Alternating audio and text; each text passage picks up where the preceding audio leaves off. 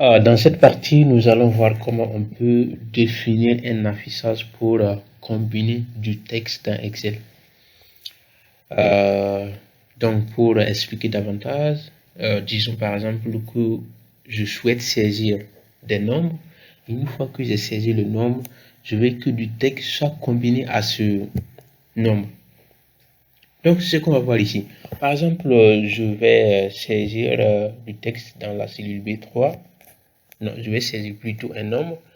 Je mets par exemple 800. Je valide. Et ici, dans la cellule D3, on va définir au fait l'affichage qu'on souhaite. Par exemple, une fois que je saisis le nombre, je veux que ce nombre soit associé à du texte. Disons que les 800 soit un montant que nous devons régler dans 15 jours.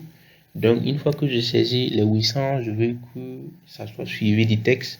Par exemple, le montant de 800 est à régler dans 15 jours.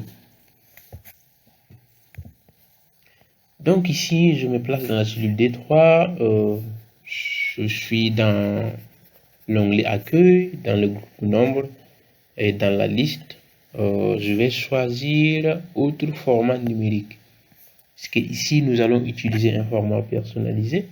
Donc, j'ai choisi personnalisé. Et actuellement, donc on va utiliser ça. Et on efface ce qui est le format qui est déjà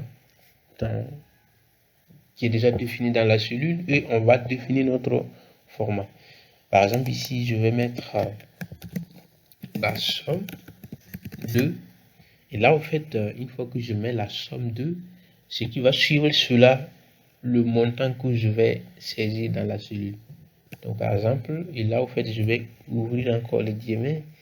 Et les dièses, au fait, il permet, c'est des symboles qui permettent, au fait, d'afficher des nombres dans Excel. Donc, je mets dièse de l'espace de milieu. Je mets les deux dièses. Et ensuite, je mets les zéros qui permet d'afficher quand nous saisissons 0 dans Excel. Et ensuite, on va ajouter des zéros qui permet, au fait, d'afficher les décimaux. Donc ici, on aura 2 décimales après la virgule.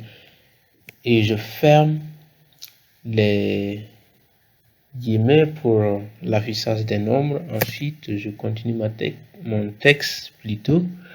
La somme de donc selon le montant que je vais saisir dans la cellule est à régler. À régler dans 15 jours. Là, en fait, je ferme mes guillemets et je peux valider. Donc, actuellement, il n'y a rien qui se passe dans la cellule.